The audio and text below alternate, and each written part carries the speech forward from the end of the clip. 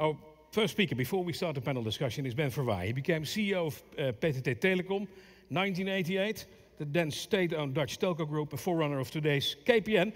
1997, he moved to BT, British Telecom, also as a CEO, and his star rapidly rose when he was appointed CEO at Alcatel-Lucent. And he was actually the director there. He's a non-executive board member right now at AkzoNobel. Followers of the Dutch People's Party for Freedom and Democracy, VVD, still have a faint hope that he will one day at least be our Minister of Economic Affairs, Ben Verwaayen. You never know. There would be a radical change in his life, and that is, funnily enough, the exact subject of his speech over the next 20 minutes. Ben Verwaayen will state that the current era of digitalization calls for radical changes. Work to do for the decision makers. Ben Verwaayen.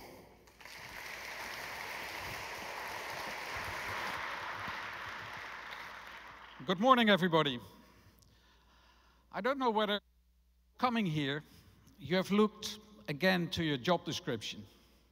That would have been a very wise idea, because it would give you a feeling of what was, and it would give you a great platform of what's to come. Because most of the job descriptions in the CIO world today are still written from the perspective of the world of 10 years ago.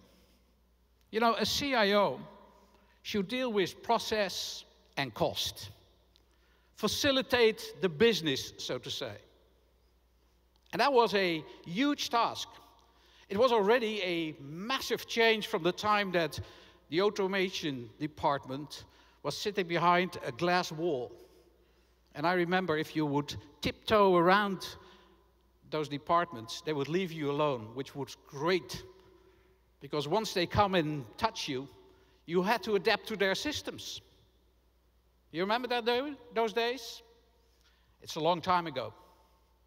And then came the glorious moment that people realized there is no business without proper process. There is no business without cost control, because we have to compete, don't we? We have to compete with the people that we know, our competitors. We have to compete with the other guys that are more or less in the same boat.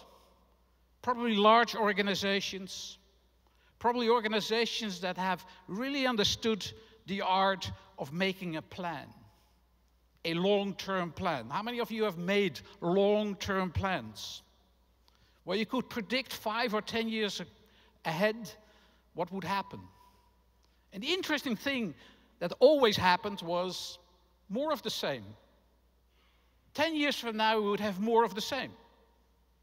That's what we have predicted all the time.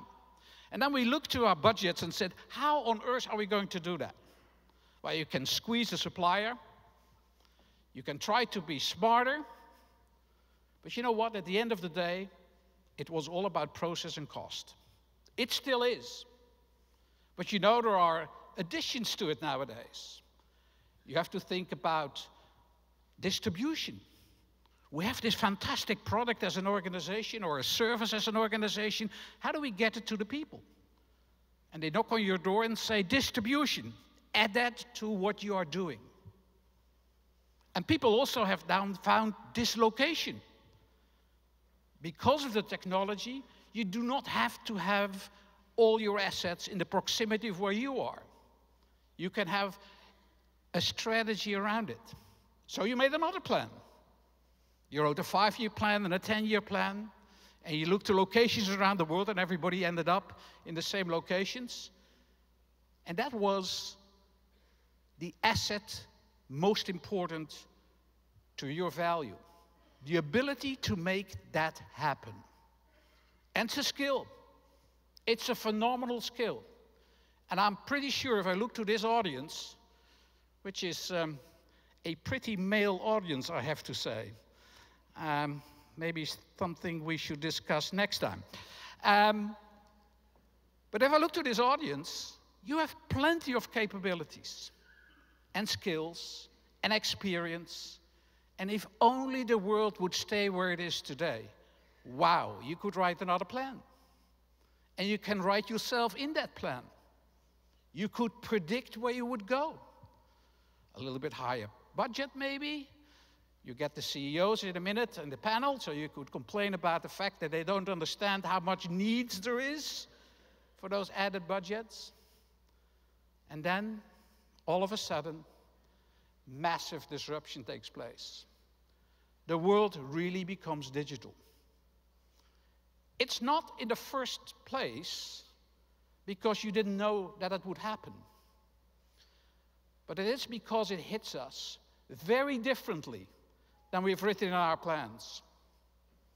The world becomes digital means that it becomes disruptive.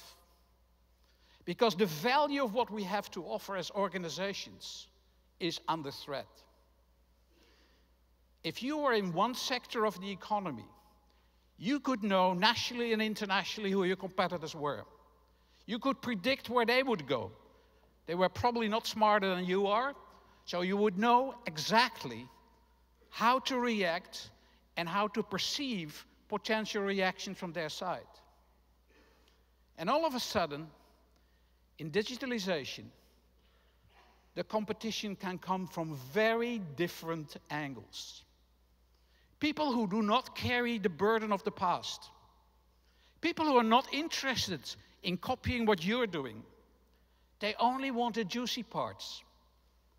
They only want to focus on parts that they think, for all of us as consumers, are interesting. And here's the amazing thing. I really find it amazing. As consumers, we all are, you and I, extremely adaptable. We choose like this. Our dissatisfaction, we walk away with our fingers on the screen. We go to the other app. We leave somebody behind with a blink of the eye. So you would expect that urgency, that feeling of control that a consumer has today, would translate into the behavior of organizations, that we all rush to the office and say to each other, this is what I do you do the same? And your colleague would say, of course. And then we would say to each other, doesn't that mean that the urgency of what we do in our organization, the ability to stay where we are, but then in a different world, would require us to rethink dramatically on how we have to behave and how we have to present ourselves. And the funny side of that is, that doesn't happen. So the same person who is this intolerable, irresponsible consumer, who simply does what she or he wants to do, goes to the office and becomes the very disciplined, very obedient employee. I worked 40 years for large organizations. Over the last 18 months, I've worked with fast-growing early-stage companies. A very, very different mentality. Very different. They have no idea what a CIO is. To be honest, they don't care. Because the capabilities that in large organizations we put into a department, in a vertical, are horizontal in the new world. Everybody is part of CIO. It's not a speciality in the organization. It's what we do for our business. It is core in everything we do every day.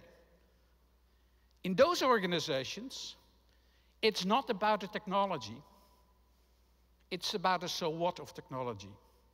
What you deliver as experience with the consumer, with your customer, with your end customer, dictates the technology that you're going to use. I've learned a lot. I've learned about the gap between large organizations and small. We all talk about small should work with large and large should work with small. But it seldom happens. And the reason for that has nothing to do with the fact that we wouldn't see the benefits. I can tell you, all those smart people working in those startups and the early growth companies want to be like you. They want to be big and ugly because they want to be successful. And all those people in those large organizations, they would like to have the ability and the agility of that new drive in the market. And why doesn't it happen? It has to do with culture. It has to do with expectations and capabilities. So here's my plea to you. You should look to your job description one more time, tonight.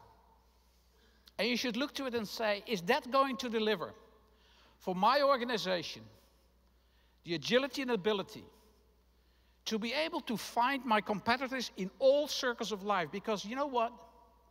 At the end of the day, it's all about our ability every day to satisfy the customer.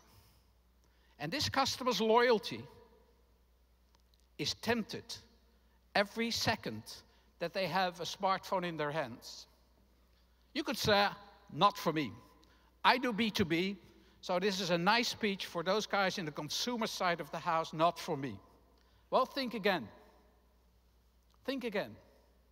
One of the things I do, is really interesting, is I'm on the board of a company called Akamai. That's a company that deals with everything that moves on the internet.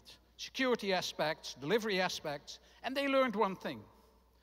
If Apple issues a new set of features on their phone, they give notice to all the users at the same time, more or less on the same time. But everybody jumps on the internet and wants to download.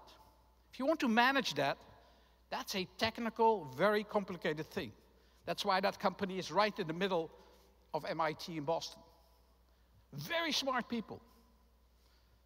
And you would think that large organizations would say, you know what? I have to entrust that type of task to a company who does that for a living. But the reality is that the big competition, even for that super high-tech business, is a credit card and what you can buy on the internet. It maybe doesn't deliver, but it's fast and you don't have to go through the bureaucracy of your own organization. And at the end of the day, it all depends on the skills and the capability and the talent of people. Now, the beauty of people is that they like each other. So talent likes talent. In Dutch, you would say they love klontering. They love to sit in each other's neighborhood environment. If you ask what the secret of Silicon Valley is, it's very simple. Success breeds success. Everybody wants to be part of the pie. They want to feel the success of the neighbors and then learn a little bit, steal a little bit, and grow a little bit. That environment of constant drive and energy, feed with money and talent, tells you one thing. It's not enough to have a good idea. You have to create the environment that makes that idea work. Now go back to your own organizations and ask yourself this question. Do we have internally that inspired environment?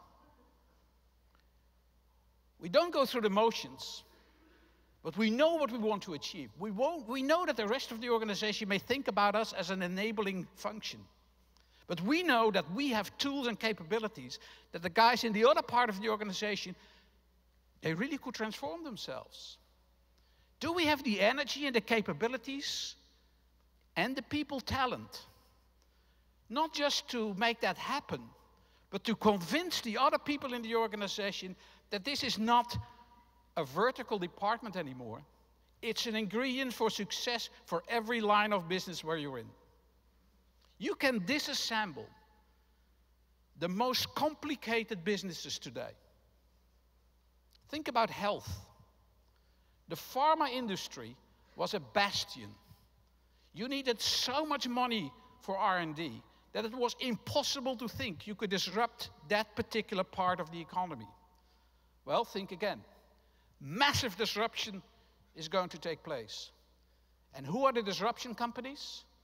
Startups, Google, people who use information and link it to the capability of the digital reality and give the tools in the hand of the consumer instead of the expert called the doctor. So, my message to you is this. You have built an enormous capability, but I think we use only half of it. We use it to do what was great for the years behind us. We don't use it enough to create a future of competitiveness, of innovation and disruption, and you do not have to be a startup to be disruptive. But you do need to have the energy, the focus, and the willpower to leave behind the way you did things and to create what's really required. We should reach out. One of the things in Silicon Valley they do excellent is sharing. Even things that as a CEO I hated what my engineers did in Silicon Valley with the competition, but they shared everything. So what they lost, what we lost, because they shared with the competition, we gained because they shared. Sharing is a good thing. Our economy, our digital economy, will require a whole lot more of sharing than we're used to. And I think that this group, this audience, may have the key to make that transformation happen. Thank you very much.